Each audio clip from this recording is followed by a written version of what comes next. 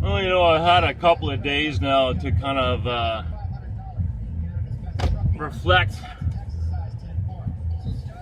on the many days I spent with Ricky, you know, and oh my fucking Christ, the stories I could fucking tell. Oh, and I'm trying to rack my brain to come up with a story that that I can tell, you know. Because I certainly don't want to disrespect his memory in any way. Oh my God. Jeez. This is gonna take a little while. Something will come to mind.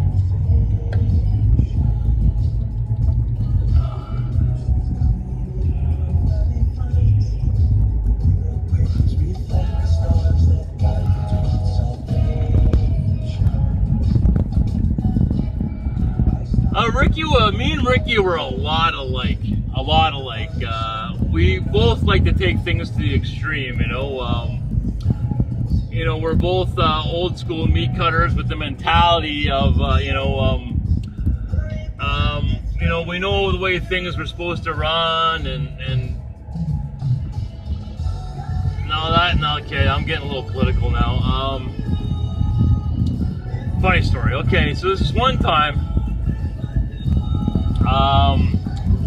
Ricky was closed, and I asked him to do some fish, and he said, "Well, how much do you want done?" I said, "Well, fuck, I don't know, Ricky. You just do whatever you can, right?" So I walk in first thing in the morning, and it's probably 5 in the morning, and I open the cooler door, and there's like, fuck, there must have been 10, 12 trucks of fish.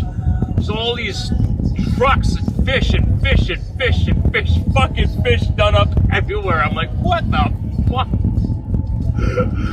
So I wait till I get our wrapper Debbie to get it all wrapped up and shit, and you know, I wasn't really complaining, but it was just like, he did all the goddamn fish, all the fish that was in the cooler. So he comes in and asks him, like, "Ricky, why'd you do all the fish?" He says, "Well, you said do whatever I had time to do." So I fucking did it all. You know, I think maybe that's one of those stories you kind of have to be in the business to understand. So I'm not sure if that's the best story, but it's the only one I can think of right now. Maybe I should have put some more thought into it than that, but I don't know, man. Fuck, what a character.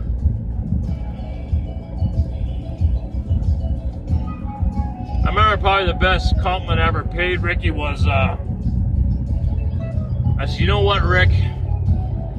You're probably the only fucking employee in my career that I've never had to fucking manage, you know?" You know, he had his dips and valleys, you know, but generally, man, you know, fucking amazing employee. But it's that old school mentality too, though, you know, work hard, play even harder, you know.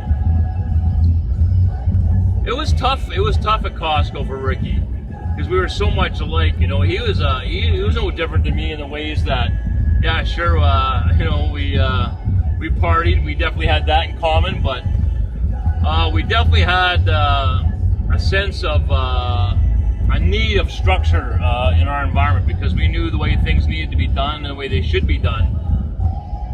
And when you walk into your fucking job and spend 40 hours a week and not knowing what you're going to be doing from one moment to the next, you know, that had a tremendous impact on Ricky as well. You know, a massive impact. You got to understand the world that he came from, you know. Extremely structured, and you know, working with guys who know what the fuck they were doing.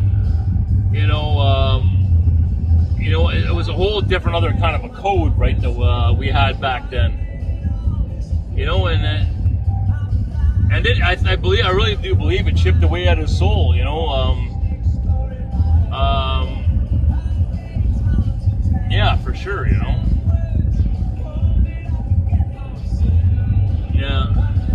Fucking so many good times, that motherfucker. So many good times. I just wish I could share them. I really wish I could share them. Oh my God.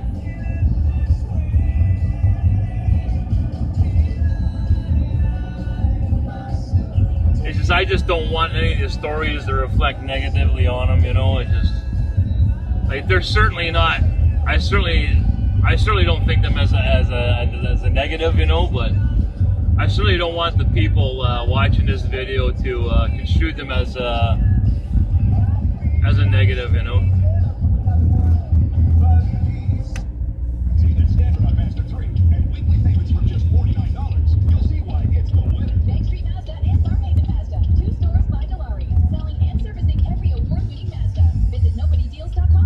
Of things I love doing by Jenny in a Scottish accent. I love helping people end ghosts and big old castles. I can't keep losing it.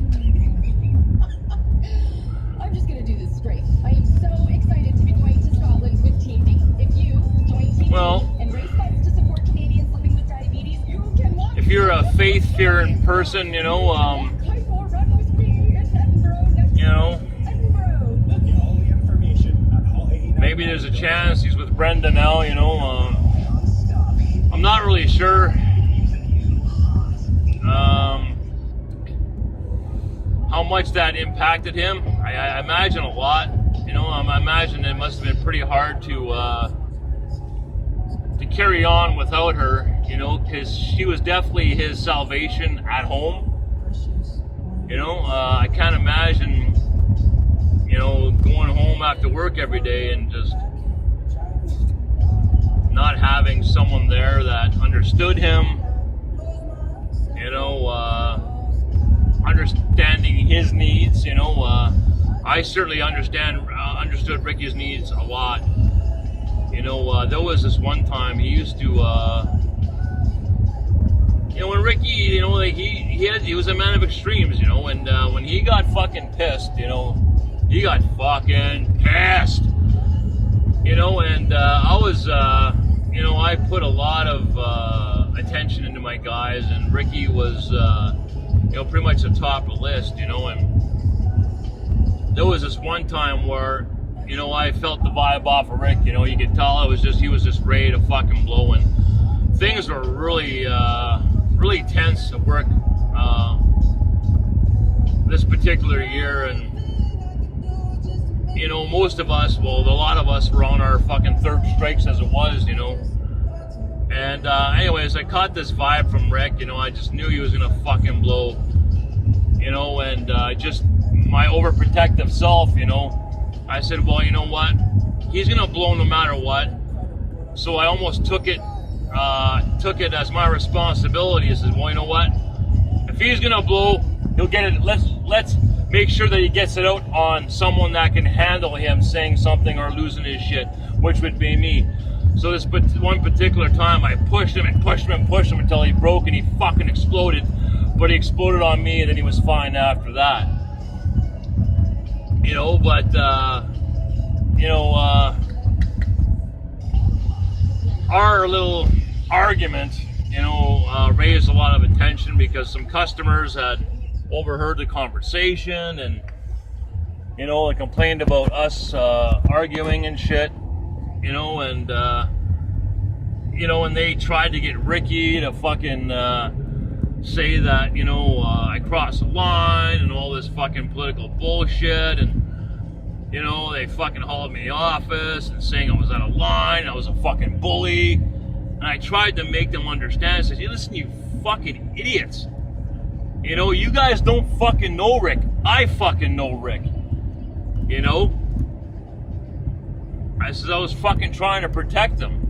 Because this was at a time where things politically, like, you know, fucking harassment and all that kind of shit. You know, we had to watch what we said so much, you know? And anyways, and, you know, and after the dust settled and fucking interviews and bullshit and them trying to whatever, me and Ricky talked about it, and he knew exactly what I was fucking doing,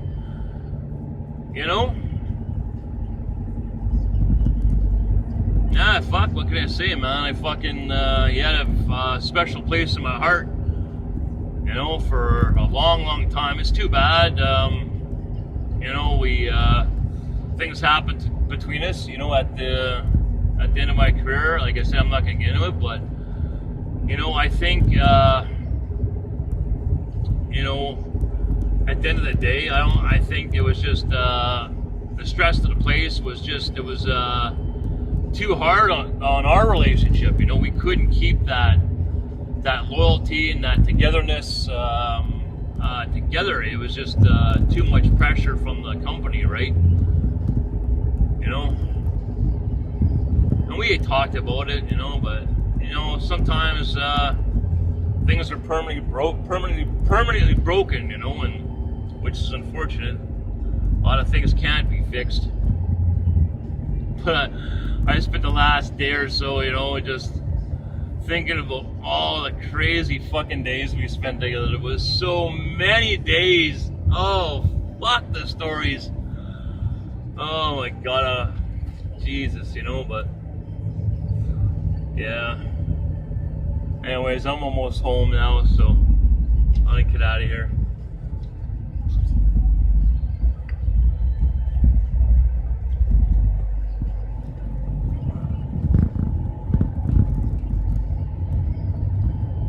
Yeah.